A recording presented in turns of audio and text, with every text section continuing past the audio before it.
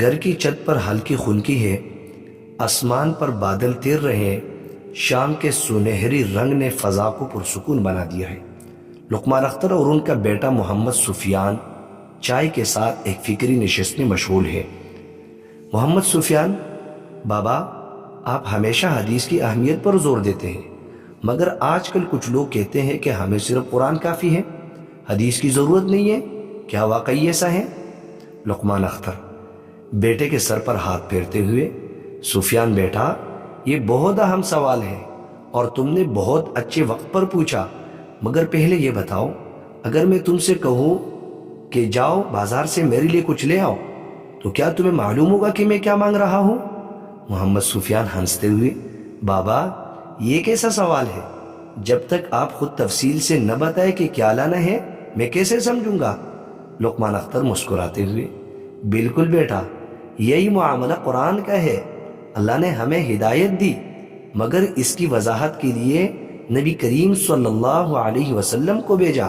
اگر صرف قرآن ہی کافی ہوتا تو اللہ تعالیٰ کیوں فرماتا وَأَنزَلْنَا إِلَيْكَ الذِّكْرَ لِتُبَيِّنَ لِلنَّاسِ مَا نُزِّلَ إِلَيْهِمْ، اور ہم نے آپ پر ذکر یعنی قرآن نازل کیا تاکہ آپ لوگوں کے لیے وہ چیز واضح کرے جو ان کی طرف نازل کی گئی ہے۔ محمد سفیان حیرانی سے: یعنی قرآن خود بتا رہا ہے کہ اسے سمجھانے کے لیے نبی کریم صلی اللہ علیہ وسلم کی وضاحت ضروری ہے؟ لقمان اختر: جی ہاں، اور اس وضاحت کو حدیث کہتے ہیں۔ اچھا، تم بتاؤ، قرآن میں نماز کا حکم دیا گیا ہے، مگر کیا کہیں لکھا ہے کہ فجر میں 2 رکعت، مغرب میں 3 اور باقی نمازوں میں 4 رکعتیں ہیں؟ محمد سفیان سوچتے ہوئے: نہیں بابا، قرآن میں ایسا کچھ تو نہیں پڑھا میں نے۔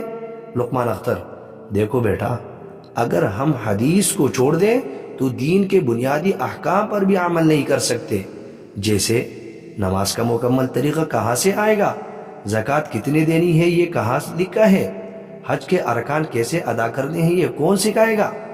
یہ سب ہمیں حدیث سے ہی معلوم ہوتا ہے۔ اگر کوئی کہے کہ ہمیں صرف قرآن کافی ہے، حدیث کی ضرورت نہیں، تو اسے چاہیے کہ پہلے قرآن سے نماز، زکوٰۃ، حج اور روزے کی مکمل طریقے دکھا دے۔ محمد سفیان جوش سے: بابا، یعنی جو لوگ حدیث کو چھوڑنے کی بات کرتے ہیں وہ دراصل خود قرآن کے بھی خلاف جا رہے ہیں؟ لقمان اختر: بالکل بیٹا، اللہ نے فرمایا وَمَا آتَاكُمُ الرَّسُولُ فَخُذُوهُ وَمَا نَهَاكُمْ عَنْهُ فَانْتَهُوا، جو کچھ رسول تمہیں دے اسے لے لو اور جس سے روکے رک جاؤ۔ بیٹا، یہ آیت بتا رہی ہے کہ دین صرف قرآن سے نہیں بلکہ رسول اللہ صلی اللہ علیہ وآلہ وسلم کی وضاحت سے مکمل ہوتا ہے۔ محمد سفیان: بابا، ایک بات اور پوچھو؟ لقمان اختر: ضرور بیٹا، پوچھو۔ محمد سفیان: بابا، کیا ہر کسی کی بات کو حدیث کہتے ہیں یا حدیث کی بھی کوئی پہچان ہوتی ہے؟ لقمان اختر مسکراتے ہوئے: یہ بہت زبردست سوال ہے بیٹا، حدیث ہر کسی کی بات کو نہیں کہتے، بلکہ حدیث صرف وہی ہوتی ہے جو نبی کریم صلی اللہ علیہ وسلم نے فرمائی ہو، کی ہو، یا جس کی آپ صلی اللہ علیہ وآلہ وسلم نے اجازت دی ہو۔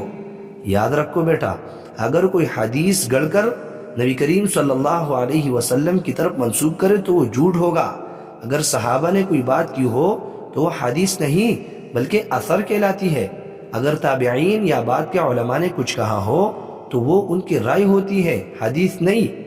اسی لیے علماء حدیث نے حدیث کو محفوظ رکھنے کے لیے سخت اصول بنائے تاکہ کوئی جھوٹی بات نبی صلی اللہ علیہ وسلم سے منسوب نہ کر سکے۔ محمد سفیان حیرانی سے: تو کیا واقعی کچھ لوگوں نے جھوٹی حدیثیں بھی گڑھنے کی کوشش کی؟ لقمان اختر: افسوس کی بات ہے، مگر ہاں، کچھ لوگوں نے ایسا کیا۔ اسی لیے محدثین نے حدیث کو جانچنے کے سخت اصول وضع کیے، جیسے کہ سند یعنی حدیث کے راویوں کی جانچ پڑتال، اور متن یعنی حدیث کے الفاظ کی تحقیق۔ محمد سفیان سر ہلاتے ہوئے: یعنی حدیث کو سمجھنا اور صحیح حدیث کو جھوٹی باتوں سے الگ کرنا بھی بہت ضروری ہے۔ لقمان اختر: بالکل بیٹا، اسی لیے قرآن اور حدیث دونوں کو ساتھ رکھنا ضروری ہے، ورنہ ہم دھوکہ کھا سکتے ہیں۔ محمد سفیان مسکراتے ہوئے: بابا، آج تو مزہ آ گیا، اب کوئی مجھ سے کہے گا کہ حدیث کی ضرورت نہیں تو میں اسے خود جواب دے سکتا ہوں۔ لقمان اختر محبت سے بیٹے کے کندھے پر ہاتھ رکھتے ہوئے ماشاء اللہ، یہی تو میں چاہتا تھا، تم خود سیکھو اور دوسروں کو بھی سکھاؤ۔ ہوا میں ہلکی سی تازگی ہے، مغرب کی اذان گونجتی ہے اور سفیان خوشی خوشی والد کے ساتھ وضو کرنے چل پڑتا ہے۔ آج وہ ایک نئی سمجھ کے ساتھ نماز پڑھنے جا رہا ہے۔ والسلام۔